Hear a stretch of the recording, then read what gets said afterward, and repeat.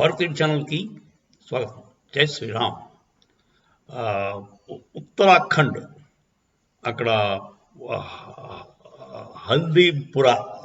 హల్ద్వానీపురాలో హల్ద్వానీ అనే ప్లేస్లో అల్లర్ గురించి మనం చెప్పుకున్నాం.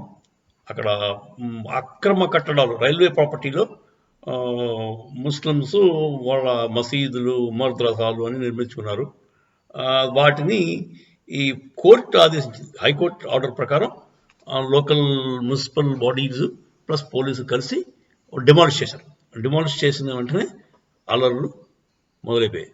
అల్లర్లు మొదలైపోయడం కూడా చాలా ప్లాన్డ్గా జరిగాయి. దాంట్లో ఒక 5-4 చచ్చిపోయారు. తర్వాత 250 మంది దాకా పోలీసులకి వాళ్ళకి ఇంజరీలు జరిగాయి, దెబ్బలు తెలియదు. సో ఇది చాలా planned attack. It is not spontaneous attack కాదు. ఆ మసీద్ కూలిపోవడం చూసేసి వెంటనే వచ్చింది కాదు అది. వాళ్ళు ముందుగానే రాళ్ళు రప్పలు పెట్టుకున్నారు. తర్వాత పెట్రోల్ బాంబ్స్ అన్ని దాచుకుని వాళ్ళు పోలీసులని సజీవ దహనం చేద్దామని ట్రై చేశారు. అది చాలా తప్పు. పోలీస్ స్టేషన్లోనే వాళ్ళు లోపల పెట్టేసి పైనుంచి అంటించేసి చంపేద్దామని చూశారు. సజీవ దహనం, కలిచేద్దాం. అది చాలా పొరపాటు.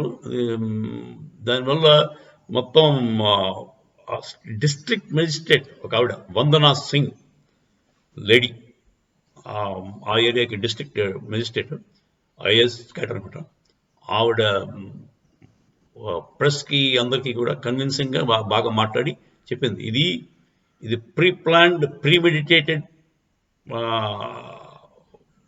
అటాక్ ఆన్ ద పోలీస్, అంతేగాని ఇదేదో అప్పటికప్పుడు వచ్చింది కాదు, చాలా ఘాతకాలు చేశారని చెప్పి ఆవిడ క్లియర్గా చెప్పేసరికి వాళ్ళకి ముస్లిం మొక్కలకి వాళ్ళకి మండిందండి.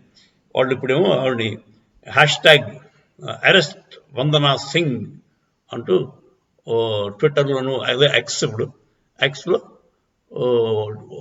ట్రెండింగ్గా ఉందండి. హ్యాష్ట్యాగ్ ఏంటంటే అరెస్ట్ వందనా సింగ్. ఏం చేసిందండి బాబు? ఆవిడ ఉన్నట్టుగా చెప్పింది. ఆవిడేం చెప్పిందంటే ఇదంతా కూడా ప్రీ ప్లాన్డ్గా జరిగింది, ఎవడో ఇన్స్టిగేట్ చేశాడు, మరి కాంగ్రెస్ సపోర్ట్ కూడా ఉండొచ్చు, పొలిటికల్ సపోర్ట్ లేకుండా ఏది జరగదు. సో దీంట్లో వాడు యాక్చువల్గా అబ్దుల్ మలిక్ అనేవాడు మెయిన్ క్యాండిడేట్. వాడి కొడుకు ఇద్దరు పారిపోయి ఉన్నారు, పరారీలో ఉన్నారు. అబ్దుల్ మలిక్ గారు తర్వాత ఒక 40 మంది దాకా వాళ్ళ అనుచరులు కూడా అరెస్ట్ చేశారు. మన వాళ్ళు అందరూ కస్టడీలో ఉన్నారు.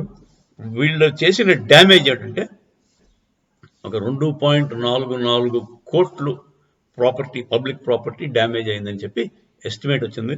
ఆ 2.44 కోట్లు కడితే కానీ వీళ్ళెవరూ కూడా బెయిల్ కూడా రాదండి.